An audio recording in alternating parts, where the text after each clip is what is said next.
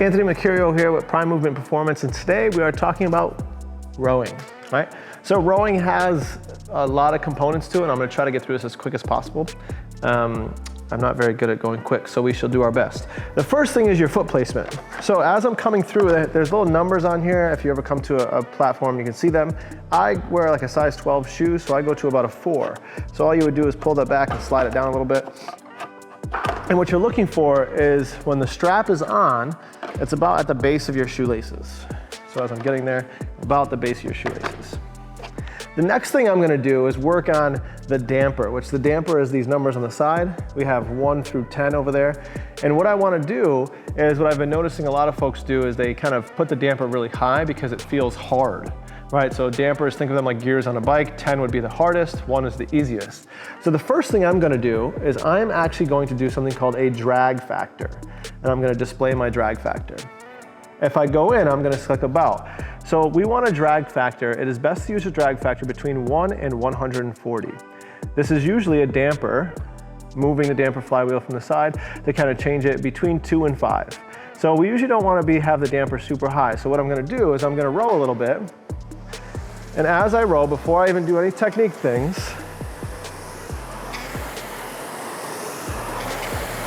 is after I do a couple pulls,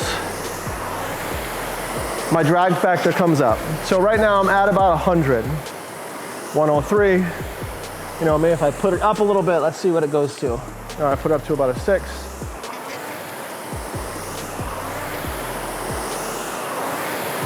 All right, my drag factor is at 120 or so. So it says that the best range is 100 to 140. So all I do is go to that drag factor setting, find something that's like right in the middle, 120. For me on this particular rower, it's in between 5 and 6. We don't really want to go super high because that drag factor, think about like the drag, you're pulling, so like if I'm driving a car, I have like a parachute on the back that I'm dragging behind and it's pulling me back and it's making it more difficult.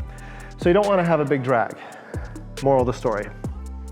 And when I go to row, now we'll talk some technique. So we have our feet set up, we have our damper to a setting that's going to be effective for us, and then we're going to try to work on our row technique.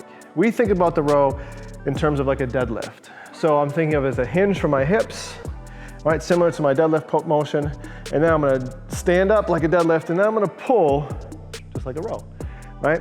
And when I think about that, as I'm going forward, I wanna think that I'm almost at a 10 o'clock and 2 o'clock with my torso lean. So I'm gonna lean forward slightly on the forward motion as I'm reaching, showing my chest to the monitor.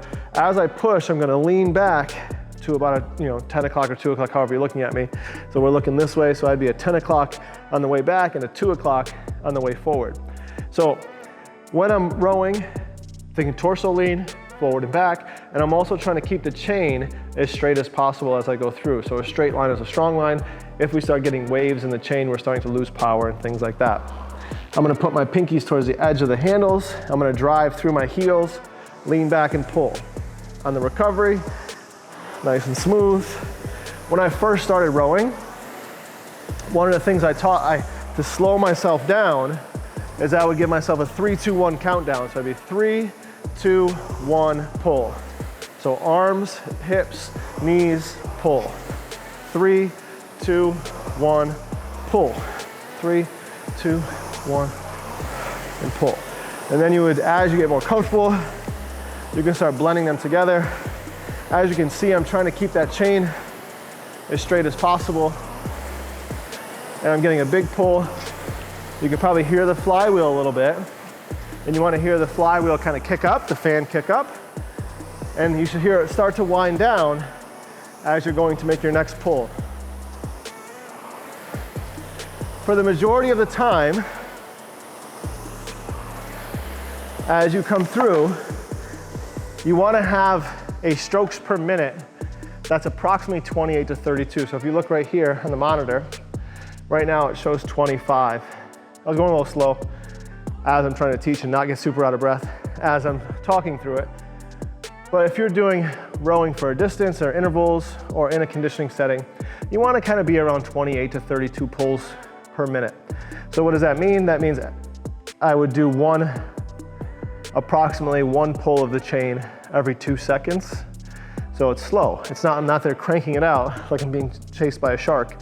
in the water, but yet a smooth, powerful rhythm, using my legs, using those torso positions, and finishing with the pull of the arms, and trying to have your torso locked in. So we have foot placement, we have damper settings through our drag factor, and then we have some proper technique to make sure that we're rowing efficiently, using our legs, not having any tension in the lower back, and you should feel these in your hamstrings quite a bit as you get going. Hope that helps. See you next time.